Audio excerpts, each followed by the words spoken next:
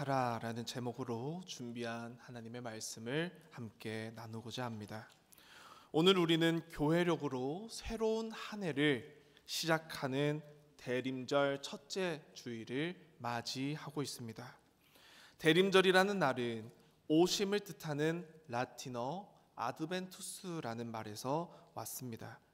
이 대림절이라는 절기에는 하나님께서 오시는 길을 기다리고 준비한다라는 시간적 의미가 담겨 있습니다. 초림의 주님을 기다리던 이스라엘의 어둠과 재림의 주님을 기다리는 우리의 현실이 이 대림절 절기 안에서 겹쳐지게 됩니다. 그래서 교회는 오래전부터 4번의 주일마다 한 촛불씩 밝히며 기다림의 여정을 걸어왔습니다.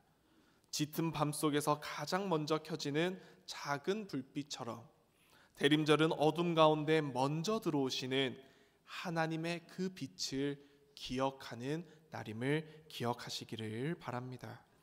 미국의 기독교 화가 헨리 오사와 테너라는 화가는 그림을 하나 그렸습니다. 우리가 잘 알고 있는 예수님의 탄생에 관한 이야기 중 수태고지의 이야기를 그림으로 표현한 상황인데요. 이 그림은 대림절의 영성이 잘 담겨 있는 그림 중 하나입니다. 그림을 보면은 어두운 방 안에 천사가 없고 대신 무엇이 그려져 있습니까? 빛이 그려져 있습니다. 천사는 사람의 모습이 아니라 빛으로 표현되어 있습니다. 그리고 마리아의 얼굴과 방 안의 모든 사물은 그 빛에 비추어져서만 모습을 드러내고 있는 것을 그림을 통해 우리는 볼 수 있습니다. 세상은 여전히 밤이지만 빛이 어디 있는지는 분명하다라는 그러한 장면을 우리에게 심겨줍니다. 어둠을 지우기 전에 먼저 찾아오시는 하나님의 임재, 그 조용한 첫 빛의 도래를 그림은 그러한 마음을 담아 우리에게 보여주고 있는 것입니다. 대림절이라는 절기는 단순히 연말의 12월 성탄절을 준비하는 그러한 시간을 의미하지 않습니다. 주님이 오신다는 사실을 알고 기다리는 우리의 삶을 다시금 이 절기 안에 세워나가는 하나님과 함께하는 여정의 시간으로 맞이하기 때문입니다. 그래서 대림절의 이 절기적 특성은 기억에 있지 아니하고 각성의 의미가 담겨 있습니다. 비록 어둠은 깊어졌으나 흑암에 행하던 백성이 큰 빛을 보았다라고 전하는 이사야 선지자의 말처럼 하나님은 그 어둠 속에 먼저 빛을 우리에게 비추어 주시는 분임을 다시금 깨달아 알아가는 우리 모두가 되기를 간절히 소망합니다. 오늘 우리의 현실도 이스라엘을 빗대어 볼 때에 다르지 않은 것 같습니다. 삶의 무게와 시대의 혼란, 교회의 시련 속에서 우리는 저마다 스불론과 납달리라는 땅을 건너왔습니다. 그러나 대림절 첫 주일 이 말씀은 오늘 우리에게 이렇게 속삭이는 것 같습니다. 어둠이 끝나서가 아니라 빛이 왔기 때문에 우리가 다시 시작할 수 있다라고 이러한 메시지를 우리의 마음 한켠에 속삭이며 전해주는 것 같습니다. 오늘 예배 속에서 그 빛을 바라보며 빛 앞에서 다시 시작하라는 하나님의 부르심을 깊이 듣는 우리 모두가 되기를 간절히 소망합니다. 이사야는 먼저 전에 고통받던 자에게는 흑암이 없으리로다 라고 말하며 시작하는데요. 본문 말씀 9장 1절 말씀입니다. 전에 고통받던 자들에게는 흑암이 없으리로다. 옛적에는 여호와께서 스불론 땅과 납달리 땅이 멸시를 당하게 하셨더니 후에는 해변길과 요단 저쪽 이방의 갈릴리를 영화롭게 하셨느니라 라고 기록합니다. 이 구절은 단순한 미래에 대한 예언으로서 담겨있는 구절이 아닙니다. 고난과 어둠이 더 이상 우리 인생의 최종 결론이 되지 아니할 것이다 라는 신적 선언이 담겨있는 메시지입니다. 본문에 기록되어 있는 스불론과 납달리라는 땅에 대한 지명이 언급이 됩니다. 이 두 땅은 역사적으로 가장 먼저 외부의 침략을 받고 버려지는 지역들이었습니다. 아수르의 군세가 커져서 북쪽에서부터 이스라엘을 짓밟기 위해 행진할 때에 가장 먼저 무너지고 침을 당했던 곳이 바로 이 두 곳이었습니다. 가장 먼저 상처받고 가장 먼저 버려지고 가장 먼저 포기되던 그 땅, 그러한 사람들조차도 고개를 젓는 희망도 없어 보이는 흑암으로 덮인 그 땅에 하나님은 그 자리에서 새로운 움직임을 시작하신다라고 말씀하십니다. 하나님은 가장 깊은 상처의 자리에서 다시 빛이 일어날 것이다라고 우리에게 약속해 주십니다. 하나님은 언제나 중심부가 아니라 변두리에서, 번영과 복잡거리는 자리가 아니라 상처의 자리에서 늘 새로움, 그 시작점을 우리에게 보여주십니다. 그리고 선지자 이사야는 이렇게 이어서 말합니다. 본문 말씀 2절 말씀에 이렇게 기록이 되어 있습니다. 흑암에 행하던 백성이 큰 빛을 보고 사망의 그늘진 땅에 거주하던 자에게 빛이 비치도다라고 이사야는 말하고 있습니다. 이 구절은 인간이 빛을 찾아 나아가는 그러한 이야기가 아닙니다. 바로 빛이 도리어 어둠 속으로 들어오는 이야기를 담고 있습니다. 흔히들 우리는 빛을 향해 올라가는 존재다라고 생각하기 쉽습니다. 하지만 늘 반대로 작용합니다. 빛이 우리를 향하여 내려오는 그 은혜의 시간대에 우리가 살아가고 있음을 잊지 말아야 되겠습니다. 신약 성경 요한복음 1장 5절 말씀에도 요한은 이렇게 증언을 하고 있습니다. 빛이 어둠에 비치되 어둠이 깨닫지 못하더라라고 증언합니다. 빛은 어둠에게 묻지 않습니다. 빛은 어둠에게 내가 내려가서 너를 밝혀도 되겠느냐 허락을 구하는 관계가 아닙니다. 하나님이 보시기에 어둠의 깊이가 있는 그곳 가운데 이곳이다라고 하나님이 정하신다라면은 그 어둠 깊이에서 하나님은 빛을 비추시며 새로운 시작을 우리에게 보여주신다라는 것입니다. 하나님이 우리에게 비춰주시는 빛은 우리의 외적인 변화, 우리가 속해 있는 사회적인 시스템과 환경적인 개선에만 의미를 두고 있지 않습니다. 하나님이 우리에게 비추시는 큰 빛, 그것은 무엇보다도 하나님의 임재를 의미합니다. 하나님이 계시면 그것은 어둠이 없고 빛이 시작되는 곳입니다. 그래서 시편 기자는 시편 18편 28절에서 이렇게 고백합니다. 우리 함께 말씀을 읽겠습니다. 주께서 나의 등불을 켜시며 여호와 내 하나님이 내 흑암을 밝히시리이다. 아멘. 하나님이 임하시면 설명이 되지 않아도 길이 보이기 시작합니다. 하나님이 우리에게 임하시면 길이 보이지 않아도 없던 소망이 솟아납니다. 하나님이 우리 안에 거하시면 소망이 없어도 우리는 발걸음을 옮길 수 있는 힘을 얻게 됩니다. 빛은 우리의 심령 깊은 곳을 먼저 비추어 다시 일어나라는 하나님의 손길로 우리의 삶의 자리를 채워주십니다.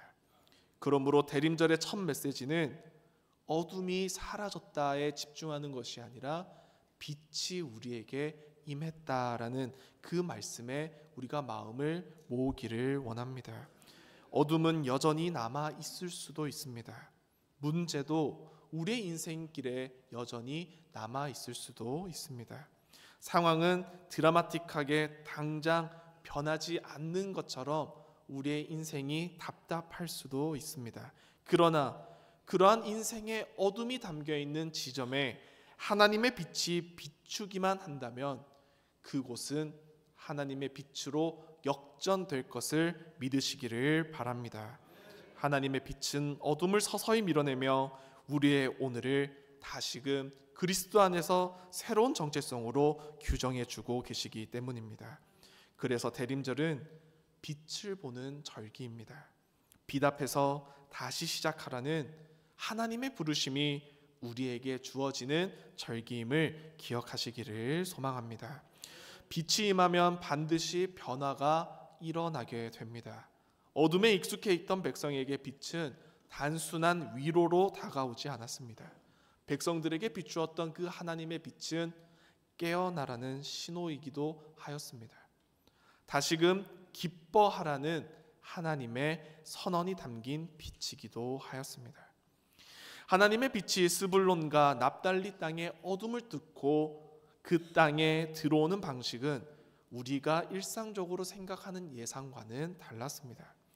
우리는 강한 군대나 정치적인 해방 세력과 같이 광대한 힘이 있는 집단이 우리의 어둠을 물리쳐 주기를 속히 기대합니다. 하지만 하나님은 그러한 강한 군대를 쓰지 않으십니다. 도리어 오늘 본문 말씀 6절 말씀 앞부분을 통하여 우리에게 도리어 무엇을 주셨다라고 설명하냐면 말씀은 이렇게 기록하고 있습니다. 이는 한 아기가 우리에게 낳고 한 아들을 우리에게 주신 바 되었는데 라고 말씀하고 있습니다. 이 말씀은 구원은 힘에서 오지 않는다라는 것입니다. 구원은 힘에서 오지 아니하고 오직 하나님의 주도적인 은혜 안에서만 이루어지는 것이다라는 것을 말씀을 통하여 우리에게 전해주고 있습니다. 우리가 붙잡을 만한 힘이 없을 때 하나님은 우리에게 과연 굳게 잡을 수 있는 힘 있는 기둥을 주실까요? 하지만 대부분 그렇지 않습니다. 우리가 힘이 없고 쓰러질 때 그럼에도 우리 곁에 보이는 것은 인간적인 기준으로는 너무나도 보잘것없고 작아 보이는 낮은 모습으로 하나님은 우리 곁에 다가오십니다. 하지만 역전의 논리는 그 안에 있습니다. 연약해 보이고 나약해 보이는 그 연약함 속에 도리어 하나님의 전지전능하심이 담겨 있다라는 것입니다. 하나님의 선언은 우리에게 익숙하면서도 동시에 당혹스러움을 전해주는 것 같습니다. 사람들은 언제나 구원을 생각하고 말할 때에 강력한 영웅적 이미지를 쉽게 기대하고 떠올립니다. 나의 삶에 드리워진 어둠을 어떠한 강대한 힘이 담긴 거대한 손이 나타나 그 어둠을 없애주기를 바라는 마음이 있기 때문입니다. 그러나 하나님은 구약의 어느 때보다도 분명하게 말씀하시며 가장 조용한 방법으로 어둠을 쫓아내 주시고 찢어내 주십니다. 바로 아기를 우리에게 주셨다라는 말씀을 통해 그 역사가 시작된다라는 것입니다. 아기가 태어나는 순간의 울음소리는 어떠할까요? 그렇게 크지 않습니다. 하나님이 우리를 향한 구원의 방식도 이와 유사한 흐름이다라는 것입니다. 세상적인 소리와 인간적인 시선으로 볼 때에 조용해 보이고 미약해 보이고 작아 보이지만 그 작음은 결코 연약함이 아니다라는 것입니다. 겸손함 속에 감추어진 하나님의 전지전능함이 있다라는 것이 말씀을 통해 드러납니다. 그래서 사도 바울은 고린도전서 1장 25절 말씀을 통하여 이렇게 설명합니다. 우리 함께 말씀을 읽도록 하겠습니다. 하나님의 어리석음이 사람보다 지혜롭고 하나님의 약하심이 사람보다 강하니라. 아멘. 하나님은 가장 낮은 자리에서 가장 높은 일을 시작하는 분이심을 꼭 기억하시기를 바랍니다. 그래서 이 아기에게 붙여진 이름들은 살펴보면 꽤나 놀랍고 과감함이 느껴집니다. 본문 말씀 6절 중후반부에 기록된 이 이름을 부여하는 내용이 등장하는데요. 9장 6절 중후반부의 말씀을 보면은 기묘자라 모사라 전능하신 하나님이라 용존하시는 아버지라 평강의 왕이라 할 것임이라 라고 기록되어 있습니다. 이러한 존명에 대한 표현과 명칭은 인간에게서는 절대 뽑아낼 수 없는 의미를 지닌 이름들입니다. 이 명칭들은 단지 아기에 대한 찬사가 아니라 장차 이 아기를 통하여 나타낼 하나님의 통치의 본질을 증언하는 의미와 강조점을 가지고 있습니다. 이는 단순히 정치적인 회복을 뜻하지 않습니다. 무너진 이스라엘 왕국의 왕조를 재건하는 데만 국한되어 있지 않습니다. 하나님 자신의 통치가 임할 것을 선언하는 그러한 하나님 나라의 선포적 메시지가 이 말씀에 담겨 있다라는 것입니다.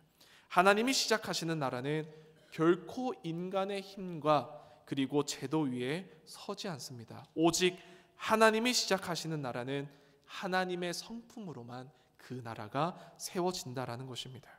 우리가 붙잡는 통치자는 힘을 과시하는 그러한 통치자가 아닙니다. 우리가 붙잡고 살아가는 우리의 통치자는 우리를 위해 오신 평강의 왕 예수 그리스도이심을 믿음으로 늘 고백하시기를 바랍니다. 대림절 첫 주일에 우리가 이 말씀을 들을 때 마음이 깊어지는 이유는 하나님이 보내신 구원이 우리의 힘의 결과가 아니라 그저 우리에게 주심받은 선물이라는 사실을 우리가 너무나도 잘 알기 때문입니다. 스스로 새로운 왕국을 여시고 스스로 평강을 이 땅에 심으시며 스스로 영원한 아버지가 되어 우리를 붙드시기 위해 이 땅 가운데 오신 예수 그리스도를 우리는 기억합니다. 우리를 위하여 이 땅에 오신 그 그리스도의 빛을 우리가 늘 잊지 않고 간직하기를 소망합니다. 대림절은 우리가 무엇을 준비했는가 보다 하나님이 무엇을 시작하셨는가를 바라보는 시간들입니다. 연약한 아기로 오신 주님의 시작이야말로 오늘 우리가 다시금 시작할 수 있는 원동력이자 이유가 될 줄로 믿으시기를 바랍니다. 빛과 기쁨의 중심에는 결국 한 사람 한 존재만이 남습니다. 바로 하나님이 우리에게 보내신 한 아기, 즉 한 아들이 그 존재입니다. 이사야는 그 아기의 이름을 하나씩 불러내며 하나님이 어떤 구원을 이루시려는지 가장 깊은 곳을 열어 우리에게 보여주고 있습니다. 빛의 시작은 작아 보였지만 그 빛이 만들어내는 결과는 광대하다라고 말씀합니다. 본문 말씀 7절 앞부분에는 이렇게 말씀을 표현하는데요. 그 정사와 평강의 더함이 무궁하다라고 선언합니다. 한 아기의 탄생으로 시작된 하나님의 구원은 멈추지 않고 점점 확장되어져 간다라는 것입니다. 그리고 그 확장은 마침내 온 세계를 감싸는 평강의 통치로 이어진다라고 말씀합니다. 인간의 통치는 언제나 그 시작이 요란하면서도 그 마침은 시작과 다르게 볼품없이 그 마침표를 찍게 됩니다. 반면에 하나님의 나라는 똑같이 시작이 미약하거나 잦아 보일 수는 있지만 그 끝은 점점 더 완강해지고 견고해지며 밝아지는 나라라고 하나님은 말씀하십니다.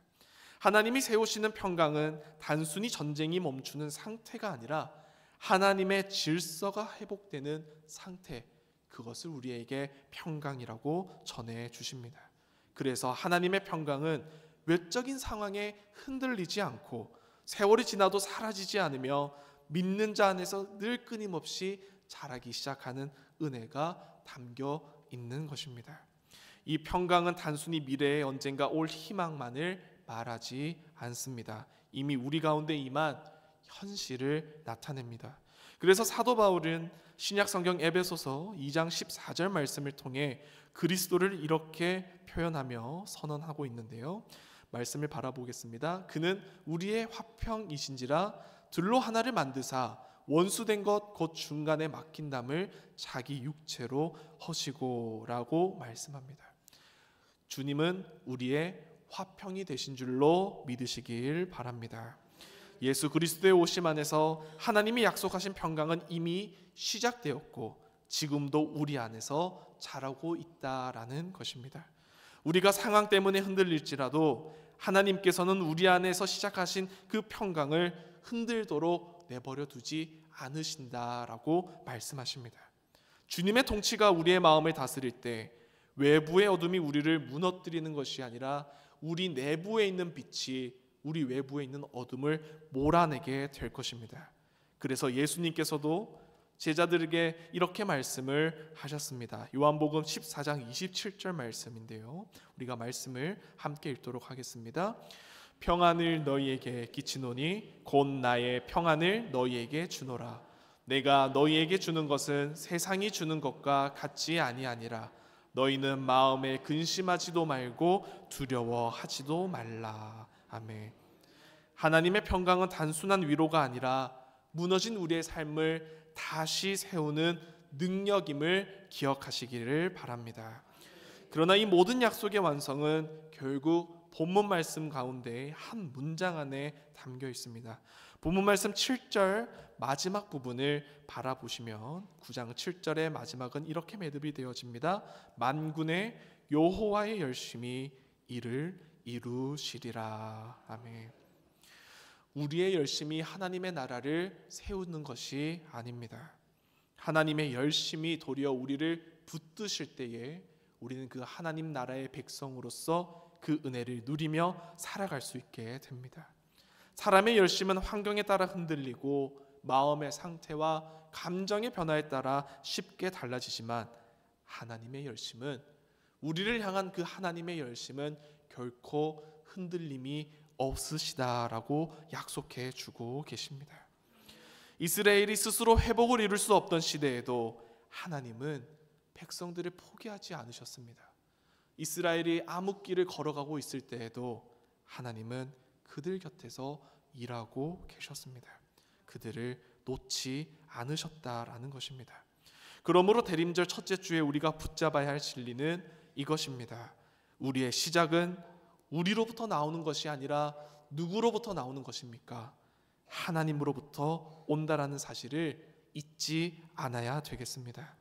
우리는 상황을 바꾸지 못할 수 있지만 하나님은 오늘도 우리 안에서 일하시며 우리의 상황을 바꾸어 주시는 분이시기 때문입니다.